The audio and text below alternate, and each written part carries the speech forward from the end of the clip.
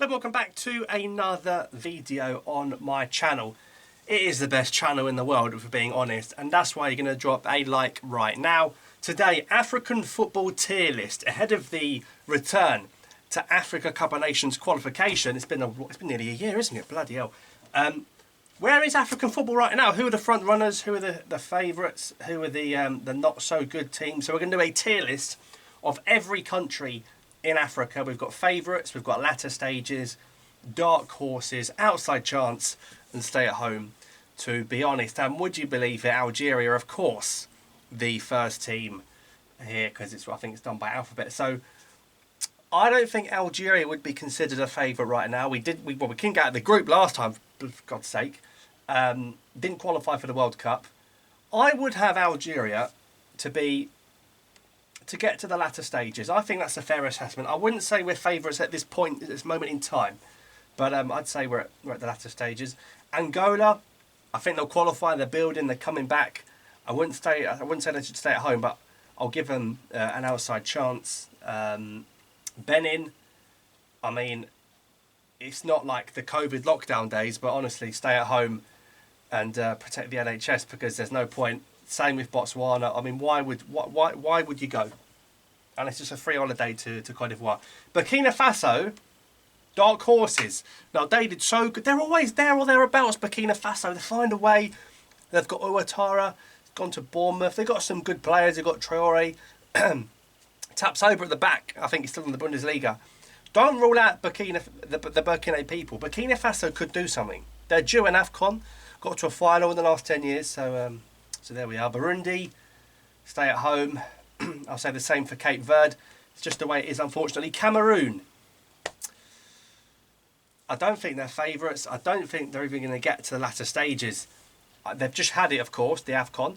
Didn't win it, came third. There might be dark horses, though. I'm sorry. I know they beat Brazil. It was Brazil's D team, so that's how I see it. Central African Republic, no. Chad, no. Look at this unreal flag knowledge, by the way. It's world class. Comoros Islands, I'm sorry, I don't see it. I don't see it. Congo, there's just some nations where there is no chance, isn't there? Ivory Coast, at home, have to be considered a favourites. They didn't even get to that World Cup playoff. They lost to Toko Ekambi as well in the first stage of that World Cup qualification. They can do something. They can do something. At home, Haller, Zaha, Kessié. They've got a good team, and they're going the right way. I think at home, it might be very hard to beat Cote d'Ivoire, so I put them as favourites. Unlike Djibouti, he won't be going. I'll give an outside chance to DRC. They've got it all to do to even qualify, but they're always quite good. Egypt will be dark horses. Mohamed Salah will be there at the tournament. I mean, he's having an okay season. He's still scoring double figures for Liverpool, but because he's, had such good form previously, they're saying he's having a bad season. I think he's having a fantastic season, Mo Salah. And Egypt under, is it Rui Vitória, the Portuguese manager? Again, another Portuguese manager. Got to the final last time. So they may well be dark horses. Equatorial Guinea, I'll give them an outside chance. Got to the quarters last time. Eritrea and Eswatini and Ethiopia, no. No, I'll put Gabon. Aubameyang's gone, no. Gambia, I'm going to put an outside chance. I like Gambia. Quarter finalist last time. Ghana will be dark horses again. New manager, Chris Hughton, new set of players. Surely we're going to see Hudson-Odoi already in Nketiah at some point. They might do something. Guinea-Bissau, again, it's an outside chance. Normal Guinea, outside chance. Kenya and Zimbabwe, they've disqualified. So they literally are going to be staying at home because they've been bloody disqualified. Lesotho and Liberia, mate. I mean, what is the point? Libya, I'm sorry, just not for me. Madagascar. I mean, they're living off that 2019 AFCON ride, aren't they? I'll give them an outside chance, Madagascar. I mean, you never really know, do you? But they had an okay Chan. I'm just thinking if they're going to have it all to do. They are getting more players born in Europe as well, Madagascar, so they're sort of getting a new generation through. Malawi, with Mahango, you never know. You never know. That group is all to do, but they've got some very hard games against Egypt. It's an outside chance for Malawi. Mali are dark horses, 100% Mali. I'm telling you now, they're going to win something soon. They're a good side, Mali. They're a good side. They could do something. Mauritania might as well stay at home, I'm afraid. Mauritius probably will be in their little island. Mozambique, again, I'll give them an outside chance. Had a good Chan, but how many of those players are going to turn up? Now, as painful it is to say this, after that World Cup, Morocco have to be... I'm sorry, but if we're being realistic, guys, and I like to be a very realist person, Morocco have to be considered, if not the favourites for the tournament. If you're getting to a World Cup semi-final, you should be blitzing an Africa Cup of Nations. It will be near to 50 years since they've won an AFCON. They've got to go there and try and win it. Off the back of that World Cup, and if they get the likes of Brahim Diaz, they have to be up there as a favourite. You can't deny it. So I wouldn't be surprised if Morocco won it. I would be if Namibia won it. Nigeria will get to the latter stages.